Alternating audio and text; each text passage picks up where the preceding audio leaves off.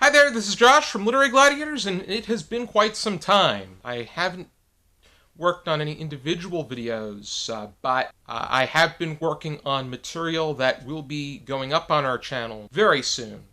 Today I wanted to talk about and celebrate secondhand bookstores, used bookstores. In each of these cases, they are independent bookstores. I have not done much physical book shopping since challenging circumstances started taking place, but each and every one of these stores is still on my mind, and I would like to get back to them sooner rather than later. I wanted to talk about hidden gems that can be found at these stores because I really enjoy going to new and independent bookstores, but one of the special things about used bookstores is that you can find things there that are out of print, things that you thought you would never be able to get your hands on. You would think that the only way you would be able to get your hands on them is if you were going to dole out hundreds of dollars in doing so. With a new bookstore, the only things that you are going to find there are things that are in print because they are in new condition. You can go on Amazon, but in some of these cases, they went for hundreds of dollars on Amazon or on online entities. The regular bookstore is going to charge you a fair price, unless it's clearly an antique. In many of these cases, I just paid the general price that one would charge for a book within that particular category. We are going to, in particular, celebrate 4 bookstores in New Jersey. There is the Book Garden in Cream Ridge, Secondhand Books in Mount Laurel, Barrier Island Books and Art in Stone Harbor, and Hooked on Books in Wildwood. I have visited Book Garden 13 times. Secondhand Books, I have been there 4 or 5 times, and then twice through their Facebook giveaways, one of which I picked up, the other one I had shipped. I've been to Barrier Island Books and Art once, but I would like to go again, at least once, if not several more times. And I have been to Hooked on Books 4 times. Let's start with the Book Garden. If you have been around on this channel long enough, I have really developed a great affinity with George, Joyce, and the store. I've taken field trips there with friends of mine. I would like to take many more trips, and it's always a beautiful ride because I've always had the fortune of going there on a nice day. It just really adds to the atmosphere. And in this video I'm going to talk about particular hidden gems that really made my experience stick out. I'm going to give 1 or 2 examples, even though there are so many that I can give. But with the Book Garden, 2 of the hidden gems that I have come across. First was the Agatha Christie books that I have acquired while I have visited, and they are only $1.60 a piece. It's so good that I will not get Agatha Christie books anywhere else. The only exception is if I'm getting ready for a discussion and I need the book right away and I wouldn't be able to put time into the perusing part of it. The Agatha Christie books that I acquired are 10 Little Indians, which has since become better known as And Then There Were None, Death on the Nile, The ABC Murders, Cat Among the Pigeons, N or M, Murder on the Links, The Secret Adversary, and the very first Poirot novel, The Mysterious Affair at Styles. And the Agatha Christie section is in a box in the 7th aisle of the store, toward the back, going toward that corner where George keeps the classics and the plays. And then there's also movie tie-ins in that area too. He also has a great deal of really classic anthologies. I know there was the Saturday Evening Post anthology. If you're familiar with the Best American series, it's since expanded into so many categories: short stories, mystery, travel, essays, food writing, science and nature writing, sports writing, just so many of them. It all started with the short story collection, and the original editor was Edward J. O'Brien. Some of the earlier ones are now in public domain. You can find them on Project Gutenberg. Getting these in their original form, like with the best short stories of 1931 and the best short stories of 1932, This is quite amazing. Quite an amazing grab. We actually went over The Foreigner from the 1932 collection. It was originally published in the Atlantic Monthly. We did that back in season 10.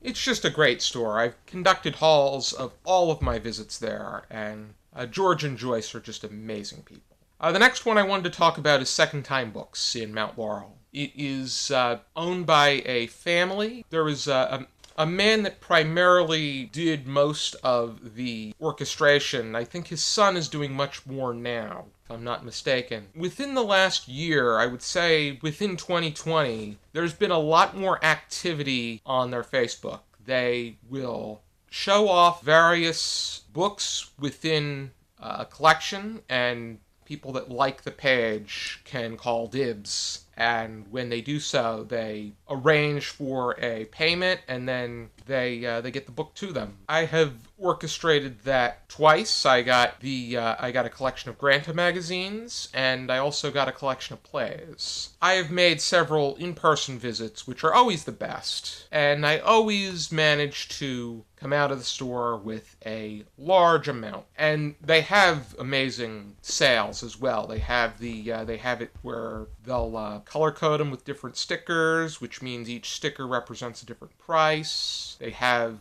$1 book sales. They have $5 for the bag. If there's one visit that stuck out more than any of them, it was when I got the Sand Pebbles by Richard McKenna. The one thing that sticks out to me with this is that this is the film adaptation with Steve McQueen is my grandfather's all-time favorite film. I realized that there was a novel, it was based off of a novel. On Amazon, it went for at least $100.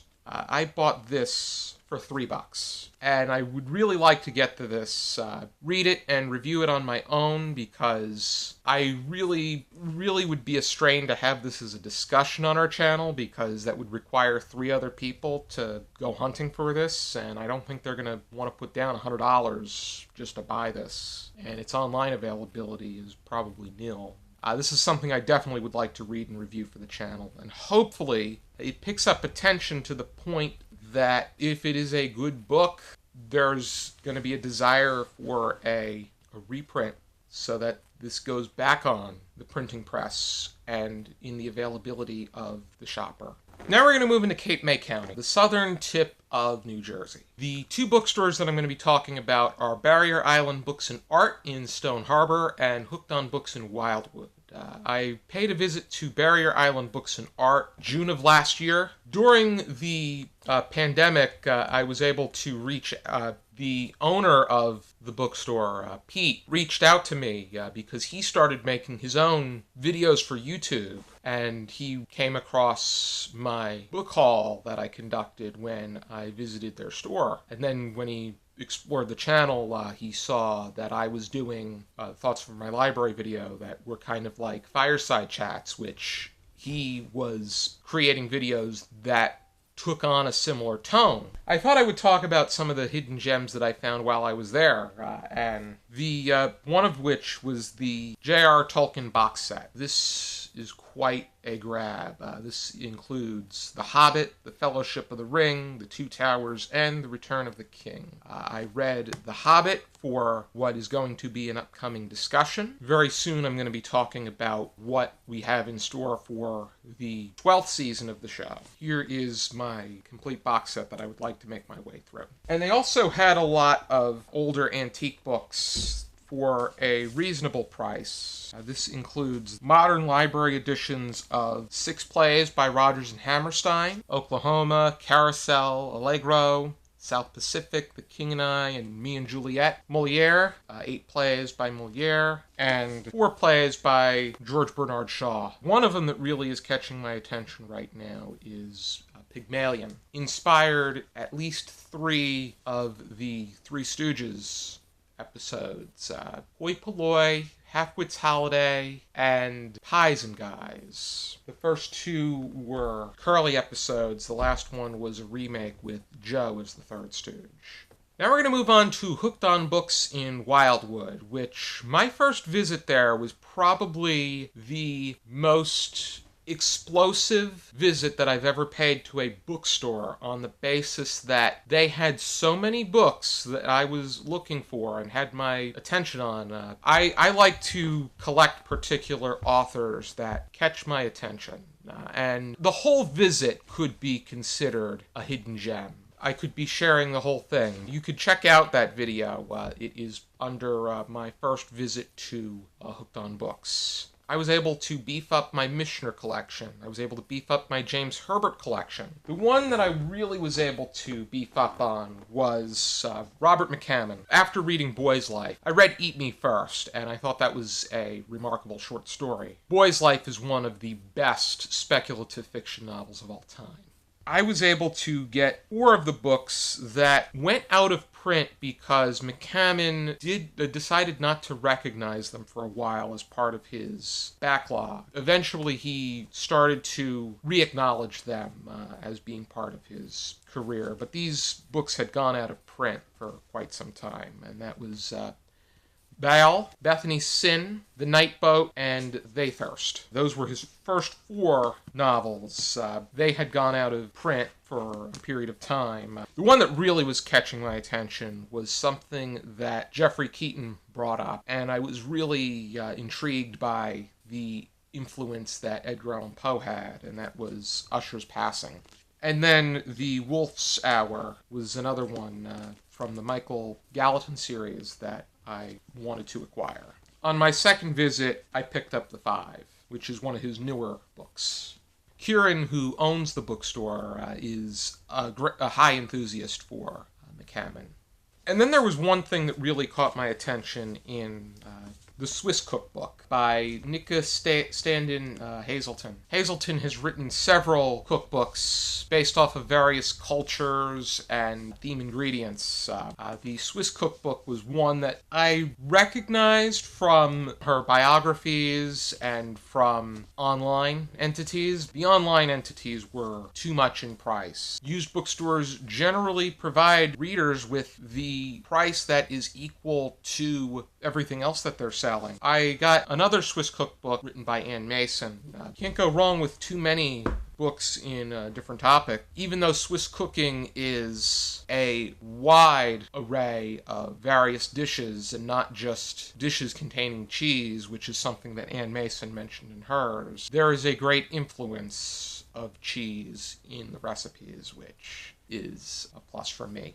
Alrighty then, those are hidden gems that I have acquired on my many visits to bookstores, and in particular used secondhand bookstores. There's a great deal of magic within them that is definitely worth seeking out. You're getting a selection that is held by no boundaries, and you are paying a great deal less, in many cases, things that you are looking for, and then some, because you are able to get more books for a cheaper price. So it's definitely worth checking out secondhand bookstores, and especially these 4 if you live in New Jersey or if you plan to visit. Thank you for tuning into this video. I hope you check out some more videos from our channel, and for now, keep reading.